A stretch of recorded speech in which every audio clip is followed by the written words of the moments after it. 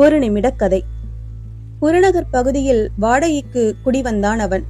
மாலையில் பொருட்களை லாரியில் கொண்டு வந்து இறக்கி வீட்டில் எடுத்து வைக்கும் வரை கூடவே இருந்தார். அவனுக்கு வீடு பார்த்து கொடுத்த தரகர். அவர் கிளம்பிய கொஞ்ச நேரத்தில் வந்தார் வீட்டு உரிமையாளர். மின் கட்டணம், குடிநீர், வீட்டு பராமரிப்பு என பல விஷயங்களில் அவரது நிபந்தனைகளை சொல்லிவிட்டு கடைசியாக ஒரு எச்சரிக்கையும் கொடுத்து விட்டு போனார். இங்க கொஞ்சம் திருட்டு பயம் உண்டு, எதுக்கும் உஷாரா இருந்துக்கோங்க. அவனுக்கு அதிர்ச்சி. இது பற்றி தரகர் எதுவுமே சொல்லி இருக்கவில்லை. முன்பே தெரிந்திருந்தால் கொஞ்சம் உஷாராக இருந்திருக்கலாமே என நினைத்தான்.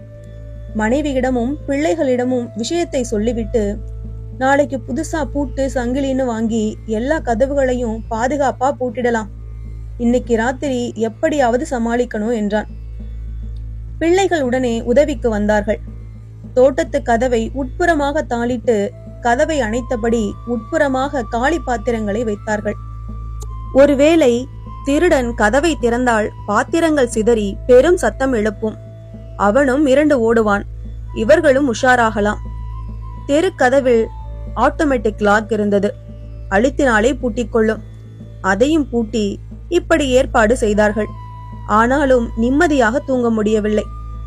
நடுராத்திரி 1 மணிக்கு யாரோ காலிங் பெல் அடிக்கும் சத்தம் கேட்டது. எல்லோரும் நடுங்கி விட்டார்கள். கதவை திறக்கவும் பயமாக இருந்தது.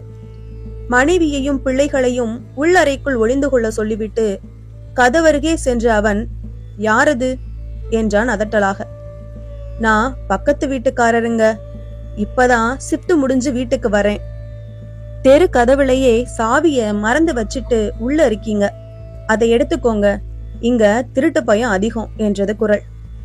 அதிக முன்னெச்சரிக்கையை காட்டுபவர்கள் அடிப்படையான விஷயங்களில் கோட்டை விடுகிறார்கள். இந்த கதை உங்களுக்கு பிடிச்சிருந்ததுன்னா லைக் பண்ணுங்க, ஷேர் பண்ணுங்க, சேனலை மறக்காம சப்ஸ்கிரைப் பண்ணுங்க.